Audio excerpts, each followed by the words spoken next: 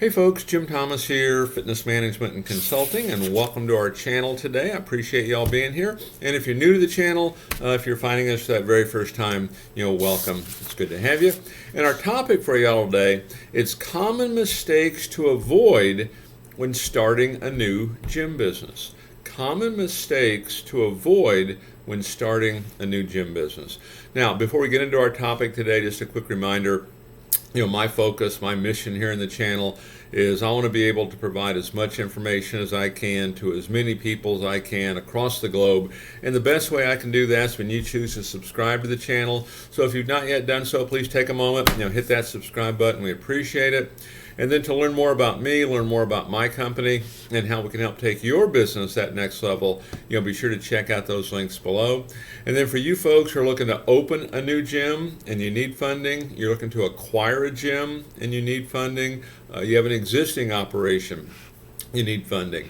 We can help with funding from $50,000 up to $400,000 in funding. It's unsecured funding. There's no restrictions on use. The basic qualification for this program, it's a 680 credit score or better in all three credit bureaus, Equifax, Experian, TransUnion, and it's a minimum income of $50,000 per year each of the 2 previous years. Check out the links below under financing and funding, for additional information on that program, as well as other options we have to help you grow and develop your business. And so with that said, let's get into our topic here today, and it's common mistakes to avoid when starting a new gym business. Common mistakes. So let's jump into this. And number one, it's neglecting to make a business plan. Okay, this is really job one. Okay, and I know when we work with clients that need a business plan, we do it in a collaborative manner for a couple reasons. A, it keeps cost way down for everybody, but also what it does, it provides a high level education, for you, for that person who's looking to get in the business. So either way, you want to have a business plan, but the benefit I think of our program where it's educational based is not only do you know, hey, here's what you're going to be doing, but here's why you're going to be doing it, and here's how you'll pivot if things don't go exactly as planned. But you want to make sure you have a business plan. This is really going to be almost your daily worksheet. You're going to be working on key objectives every day of that business plan. So make sure you get that one done. Number two, inadequate financial preparation. Inadequate financial preparation and resources. So number one, I talked about this a moment ago. Make sure you get funding. And for new startups, our program, it's ideal for pre-revenue startups. It's ideal for first unit franchises. Folks that are not established in business, this is a great way to do it. You can get funding up to $400,000. Again, you can check those links below on that program. But make sure you have the resources. And even once you're in business, my suggestion is you're always looking for money. You're always looking for investors because you never know when opportunity might present itself. You never know when there might be a hiccup and you need funding. So always be looking for it. The other thing I would comment on when it comes to financial preparedness, being ready for this, is you want to maintain at least 1 month's operating in the bank. So if it's costing you $30,000 a month to run your business, you at least want to have that in the bank or have a line of credit or whatever it might be.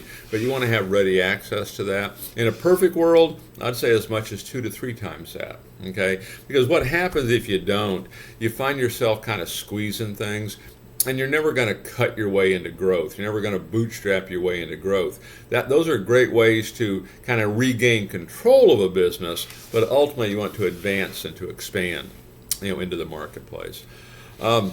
Number 3 on common mistakes to avoid when starting a new gym business is failure to monitor progress.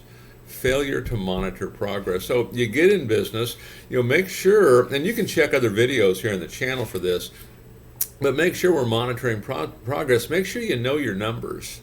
Make sure you know them every single day. Know certain key performance indicators that you're going to need to know.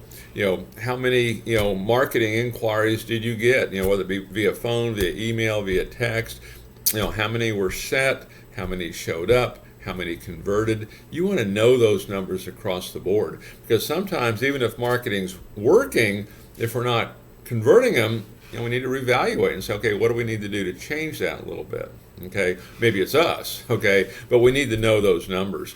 Know your numbers. How many new leads are we producing? How many outbound calls are we making? How many daily appointments? How many shows, conversions, a second sale? Know all of this. Know your numbers.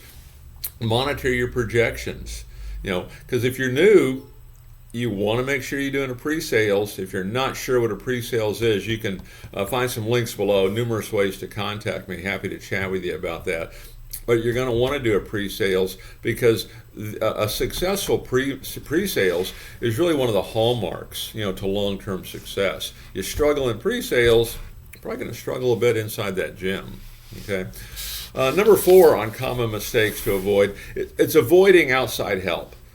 And so I was on a show the other day, and we were talking, hey, Jim, what should a new business owner do? And I say, number 1, don't go it alone. Get help.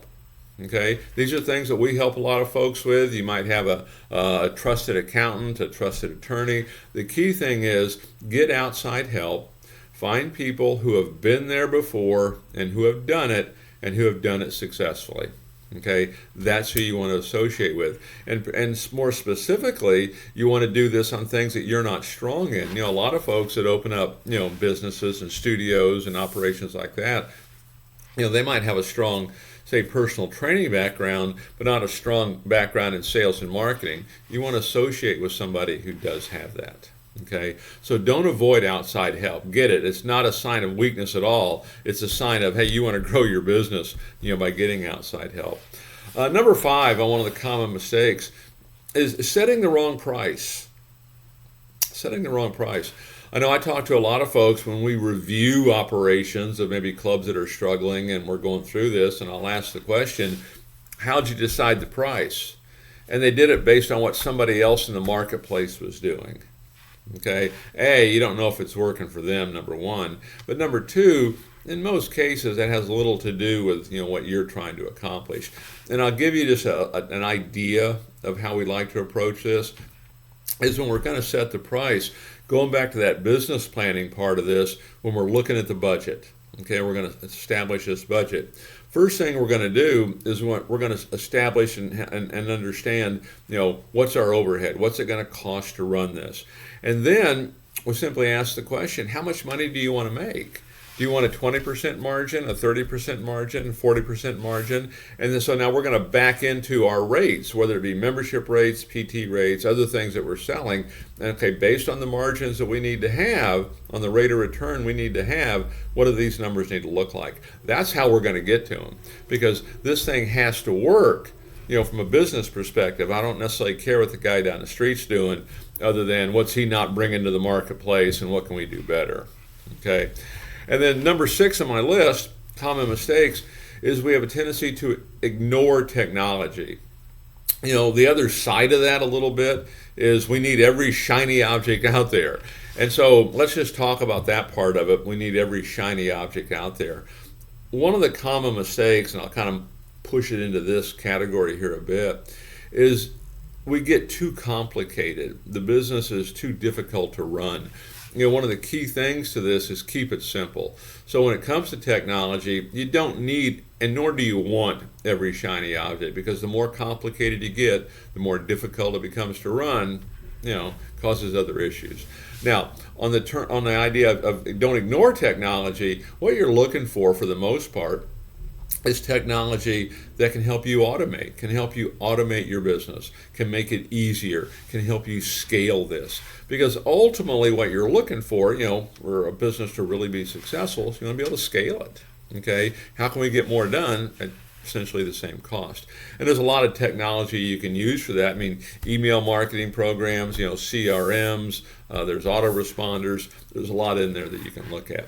So, 6 thoughts on common mistakes that you want to avoid when starting a new gym business. So folks, again, appreciate you being here on the channel today. My name's Jim Thomas. My company's Fitness Management and Consulting. If you've not yet done so, please take a moment, hit that subscribe button. We appreciate it. To learn more about me, learn more about my company and how we can help take your business that next level, be sure to check out those links below. And then again, for you folks who are looking to open a new gym, you need funding. You're looking to acquire a gym, you need funding. You have an existing gym and you need funding.